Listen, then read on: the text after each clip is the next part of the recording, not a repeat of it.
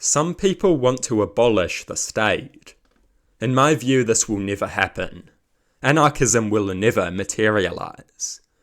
People value order and security too much for such a state of affairs to prevail.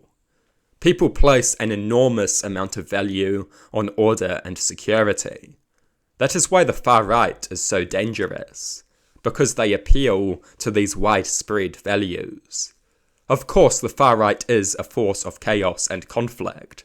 They are detrimental to order and security. The historical record makes that very clear. But they portray themselves as the embodiment of these values. And this portrayal benefits them massively. We must destroy this narrative. The far right is a force of chaos. They started the largest war in human history. They bring nothing but bloodshed and chaos to the countries they control. But the human desire for order and security is a very strong force. It is a force that makes the abolition of the state totally unrealistic. People will never take that plunge. They prefer the comfort provided by the state. Because the state represents order and security, they will not part with it. The harder their lives become, the more they will gravitate towards the state in search of order and security. And when life is prosperous, nobody will support anarchism, because who wants to tear everything down during times of prosperity? In bad times the state prevails, in good times the state prevails. The state is simply the organisation that possesses a monopoly on the legitimate use of violence within a particular territory. This is Max Weber's definition, and it is very good. Perhaps the worst part of the desire to abolish the state is its impossibility.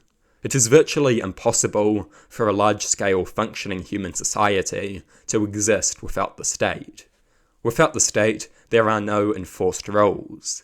Without enforced rules, there is chaos and disorder.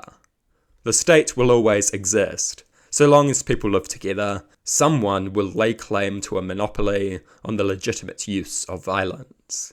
And most people will tolerate this, because they want order and security, two things that quickly vanish without the state. Many claim that they want to abolish the state. Question them for a few minutes, and they will inevitably reinvent it, because such an institution is a necessity. A society where nobody possesses a monopoly on the legitimate use of violence is a society without enforced rules. A society without enforced rules is a place of chaos and danger. And so the state is reinvented under a new name. Sometimes the superficial structure of the state is rearranged by these anarchists, but the fundamental institution must remain, because a functioning society is impossible without it. Even the most fanatical anarchists cannot abandon the desire for order and security, because these values are fundamental and universal. They are the natural byproduct of the capacity for suffering. They are the offspring of sentience. They cannot be dismissed or ignored. I repeat one last time, the state will never be abolished.